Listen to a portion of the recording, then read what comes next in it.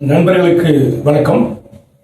MRC divine astro ஜோதிட YouTube சேனலுக்கு உங்களை வரவேற்கிறோம். நம்ம இந்த வீடியோவில் என்ன பார்க்க போறோம்னா, 7ஆம் அதிபதி 12 பாவகங்களில் இருக்கக்கூடிய பலன்களை நம்ம பார்ப்போம். 7ஆம் அதிபதி 12 கட்டத்தில் எங்கேயாவது இருப்பார் இல்லையா, அதுக்குண்டான பலன்களை பார்ப்போம். இது நமக்கு எதற்கு உதவுகிறது என்று பார்த்தால், இது நமக்கு எப்படி பயன்படும் அப்படின்னா, கணவனோட மனைவி பார்த்தீங்கன்னா கருத்து வேறுபாடுகள் வர்றது சகஜம்தான். ஏதாவது மன சங்கடத்தில் இருக்காங்கன்னா அவங்கள எப்படி அவங்கள நம்ம சமாதானப்படுத்துறது அப்படிங்கிறது இந்த டிப்ஸ் அதுக்கு ஹெல்ப் ஆகும். கணவனோ அல்லது மனைவியோ கருத்து வேறுபாடு ஏற்பட்டு ஏதாவது ஒரு சண்டை சச்சரவுகள் இருக்கும்போது அவங்க எப்படி காம்ப்ரமைஸ் பண்றது அப்படிங்கிறத நம்ம இந்த வீடியோவில் பார்ப்போம். 7ஆம் இடம்னா மனைவி, எல்லாருக்கும் தெரியும். சரி, ரைட். இப்ப 7ஆம் அதிபதி லக்கணத்தில் இருந்தா அப்படின்னு பார்த்தீங்கன்னா இவங்களுக்கு தொந்தரவும் எந்த பிரச்சனையும் இல்லை. 7ஆம் அதிபதி லக்கணத்தில் இருப்பவர்களுக்கு கணவனோ அல்லது மனைவியோ இவங்களுக்கு மனசுக்கேற்ற கணவன் மனைவி தான் அமையும். இவங்க எப்படி இருப்பாங்கன்னா, நீங்க என்ன நினைச்சீங்களோ அதைத்தான் நானும் நினைச்சேன் என்று சொல்லக்கூடிய கணவன் மனைவியாக இருக்கக்கூடிய அமைப்பு இந்த 7ஆம் அதிபதி லக்கணத்தில் இருப்பவங்களுக்கு இருக்கும். ஏன்னா 7ஆம் இடம் மனைவி, லக்னம்னா ஜாதகர். அப்போ எப்பவுமே பாத்தீங்கன்னா இவங்களுடைய கருத்துக்கு வேற்றுமை வராம இவருடைய கருத்துக்கள் ஒத்த கருத்து உள்ளதாகத்தான் இருக்கு. இவங்களுக்கு பெரும்பாலும் சண்டை சச்சரவுகள் வருவதற்கான வாய்ப்புகள் இல்லை. அடுத்தது பாத்தீங்கன்னா 7ஆம் அதிபதி 2.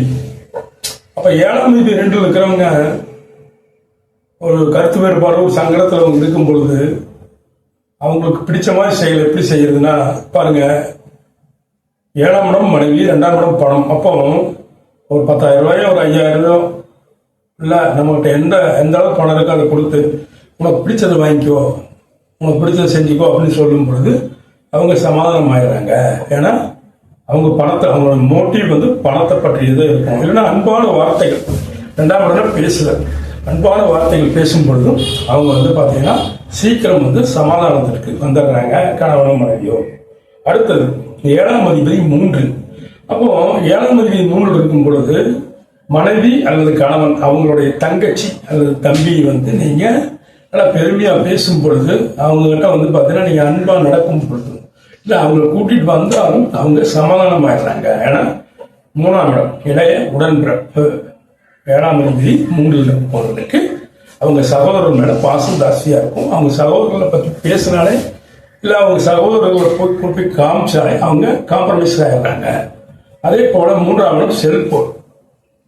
உனக்கு ஒரு நல்ல போன் வாங்கி தரேன், நீ ரொம்ப நாளா கேட்டிருந்தீங்களா ஒரு போன் அப்படின்னு ஒரு போன் வாங்கி கொடுத்தாலும் அவங்க அதனால பாத்தீங்கன்னா மகிழ்ச்சி அடைஞ்சு சமாதானம் ஆயிடுறாங்க. அடுத்தது 7ஆம் அதிபதி 4. அப்ப 4ங்கிற சொத்து. அப்போ அவங்க சண்டை போடும்போது நம்மளால சொத்தெல்லாம் வாங்கி தர முடியாது. சரிங்களா, சொத்து பத்தெல்லாம் நம்ம வாங்கி தர முடியாது.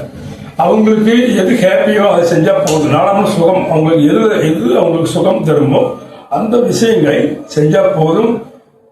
கடைசிக்கு 4ஆம் இடம் வாகனம். ஒரு கால் டாக்ஸினால் புக் பண்ணி ஏதாவது ஒரு சினிமாவுக்கு போயிட்டு வந்தாலும் இவர்கள் காம்ப்ரமைஸ் ஆயிடுறாங்க. 7ஆம் அதிபதி 4 இருப்பாங்க. சரிங்களா, 7ஆம் அதிபதி 5. அப்ப 5ல குழந்தைகள். நம்ம குழந்தைகள் அதை பாத்தீங்கன்னா நம்ம குழந்தைகளுடைய ஆசைகளை நிறைவேற்றும் பொழுது நம்ம குழந்தைகள் மகிழ்ச்சியா இருக்கும் பொழுது இவங்க காம்ப்ரமைஸ் ஆயிடுறாங்க. 7ஆம் அதிபதி 5ல் இருக்கும் பொழுது. மற்ற பாவங்களுக்கு அடுத்த வீடியோவில் பார்ப்போம். நன்றி, வணக்கம்.